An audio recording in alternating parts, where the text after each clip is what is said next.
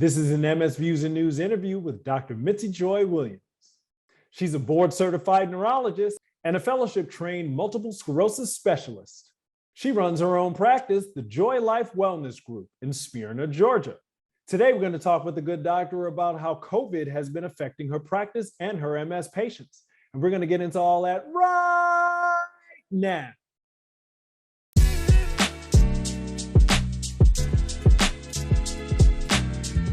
Thank you so much for having me, Damian. Oh, thank you. The nerdy neurologist is in the building, y'all. Okay.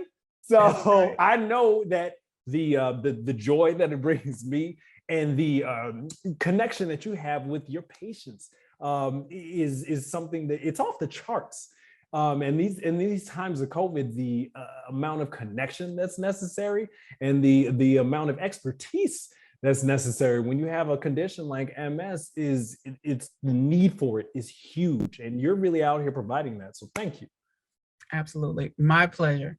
And so now you built this practice, and now the people are here, and you have them, and it's thriving. But now COVID is here. So how are you sort of ducking and weaving and dodging around all of this?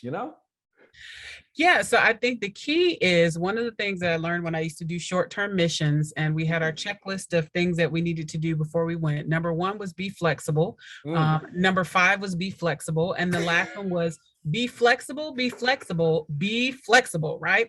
So that's really been my motto, because there are times when the pandemic has really been very severe. And then there are times where it seems like it's getting better, and then things will kind of get bad again. So we've really had to be willing to adjust the way that we see patients. One of the good things is that with the advent of the pandemic, there's been a big push for telemedicine. Now, in neurology, many of us have been doing telemedicine or remote visits, right, where we see people over the computer for some time, but it's primarily been used in areas like stroke, where we have to make a snap decision, and so there are small hospitals that can have access to, specialists who can make those decisions, but we haven't really used it as much in the general neurology setting or in MS until COVID-19. And so even though many areas are open and we're seeing people in person, the use of telemedicine has really been essential to getting people seen in a timely manner. And I have really been doing a combination of things. So, when someone comes to see me, that first visit we do in person, but oftentimes, especially if I need to see them like that next week to talk about treatment or that next 2 weeks, it's really been helpful to be able to do that over the computer so that they don't have to travel long distances, or, they can do it at home with their family members in the comfort of their home. Or sometimes I have people go in the car at their lunch break at work, right? So it's really been good so that people don't have to miss as much time away from their regular responsibilities, away from home, and we can see them remotely. So that's been really good. And that's been a change that I hope stays over time. It's funny. I think the other big, go ahead. No, you go. I think the other big thing that's been interesting is to see how we've approached different therapies with MS. So at the beginning of the pandemic, there was a lot of concern, and there still is, about the effects of medications, if, they'll be worsened by COVID-19, if they increase the risk. I think that we pretty much understand that most of our therapies in MS itself do not increase the risk of COVID-19, but now we're looking to see how these medications may affect things like vaccination. And so the other piece is that as a neurologist, we really had to stay on our toes and on top of the information that's been coming out, not just in the US, but from our colleagues around the world about vaccination, et cetera, to make sure we're giving the most up-to-date information to our patients. So we have become students again, and we are flexible. So those are the 2 top things that have been adjusted during the pandemic. Absolutely. That's a thing, because one, you have MS, so your immune system is already wonky. And then you might be taking a disease-modifying treatment that may make it wonkier. And folk are even more concerned because in some ways, the whole pandemic has introduced the rest of the world to people with multiple sclerosis as life. This is what they do already. They already don't go anywhere for a different set of reasons. But now it's like, welcome to my life. Exactly. And now the whole world is on the same page, so to speak. So Yeah. these sorts of things that you've been doing, how has this sort of been working out for you? Are your patients loving it more? Are they feeling Yeah. more comfortable now, or like what? Yeah, so it varies, right? Mm. So it varies. Some people like the technology, some people don't like the technology. I had one patient who was like, "Listen, honey, don't send me a computer visit, just I'll come in." She's like, Yeah, "If I need to yeah. come I'll just come in." Sometimes there are glitches, right? Where I have somebody scheduled and they can't log in, and we're calling and trying to troubleshoot and it's not working. So you It's got to all have zeros and ones. So exactly. So you got to have two or three different ways. So I have three different ways that people can log in, right? Just in right. case one doesn't work, we have contingency plans. So, some people love it. I think that, with folks having to do, Zoom meetings and all those things, many people are used to it. So it's not a brand new concept because a lot of people are working on the computer. But certainly it can be difficult when you're trying to, access your doctor and talk to them when you're not used to, having to talk to somebody through a screen and you're used to being face to face with somebody. So it's an adjustment. But a lot of people do like it because it is more convenient and you don't have to travel so far, for so many visits. The whole being flexible thing, and as you're speaking right now, it really just, it starts to speak to me, like how not only is that a way of life of an MS patient, this is again bringing the world to what we do. You have Right. to be flexible, otherwise you're on the floor now, and yeah, you're upset you're on the floor. However, if you are going to stay upset that you're on the floor, you're going to be on the floor a whole lot more and a whole lot more longer. I'm not sure if that sentence actually works, but you get what I'm saying. And I so get now exactly. in this pandemic, it's sort of is like, it's brought some people technology hiccups. Some people are like, great, I don't have to leave my house. And so your patients are, it's sort of a mixed bag, it seems like, on your end. Mhm. Yeah, so it definitely is a mixed bag, and then when you have these periods where, let's say, this most recent variant, the Omicron variant, Mm. became very prevalent, and there was a lot of concern about people getting, new COVID cases, then sometimes people are hesitant. They don't want to come in, so we just have to be willing to, adjust, our practice. I've had multiple people who have wanted to come in and maybe right before their visit, they got diagnosed with COVID. So we had to switch them from in-person to telemedicine. So, Right, it's right. very individualized and we have to just kind of move things around to suit that particular person and make sure that we're giving them the best care possible. Being nimble in this whole thing Oh, I like that word, is nimble. sort of how it's all really coming together and how people find the best success. What are some things that people are saying? Have your patients been like, I'm shut in and I'm shut in even more now? Have they been like, hey doc, what's good with the ivermectin? Can I take that right now? What sort of questions are you fielding right now? Yeah, so most of the questions that I'm fielding, definitely many of them are around vaccination. Mm. I have patients who are definitely concerned about vaccination, concerned about timing is the biggest question I get, Right, especially if pardon. they're on, Exactly. This is what I'm yeah, saying. It's like if you're yeah, on a so certain type of timing, med, then exactly, it's only but so effective behind that exactly, medication. And then that's a exactly. whole ball of wax to unpack. And you're helping people navigate that. Yeah.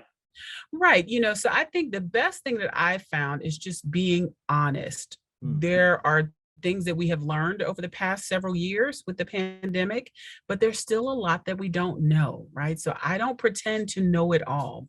I try to present the best evidence that we have, the most information that we have that's come out, what we has changed in our understanding, but I'm also very clear about the things that we don't understand, which is a lot, and I think that people appreciate that and are willing to often move forward, when I don't just kind of say, well, when I don't just what's the word, brush aside their concerns, because there is a lot that we don't know. There's some things we thought, were an issue in the beginning that aren't an issue, but with vaccination, everything is changing. So it's really changing, on a very fast scale. Like I've never seen changes like this in medicine where we can have recommendations that are then outdated like a couple months later. Yep. Because it usually takes neurologists a couple months to come up with the recommendations. So by the time we get them out there outdated, we have to do new ones. So we're all learning, and it's a very humbling experience as a healthcare provider,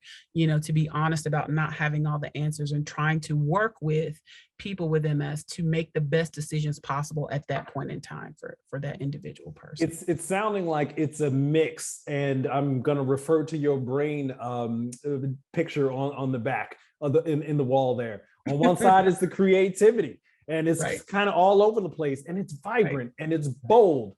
On the other side, the left side, it's analytical and straightforward, and these are the numbers going on.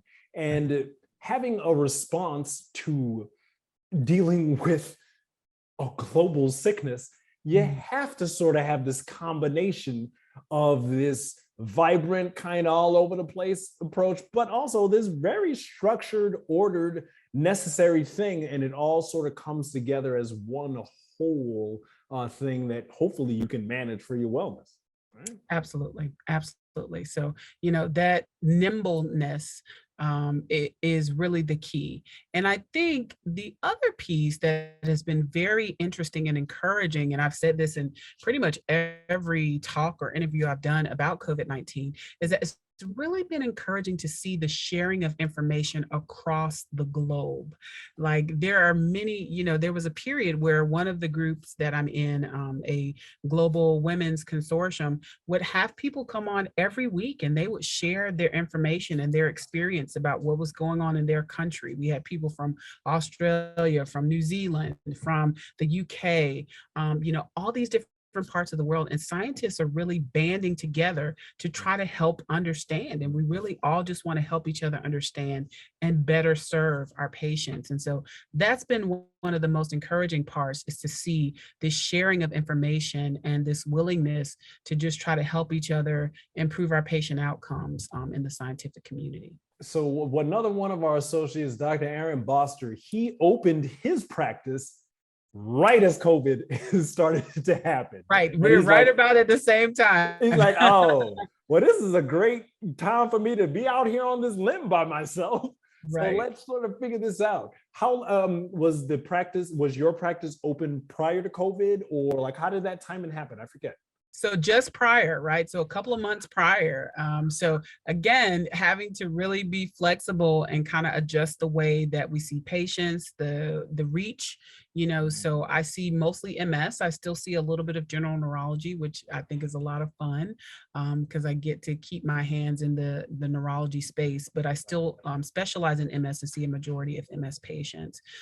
So I think that, fortunately, I, as well as Dr. Boster, are both very media savvy, social media savvy. Right. So, kind of having that presence in social media was really helpful to let people know, hey, we're here, creating websites and things that people can look at online, educational programs will kind of let people know, okay, hey, I'm here, I'm open and I'm seeing patients. And so that part has been really helpful to have that ahead of time and then starting to practice.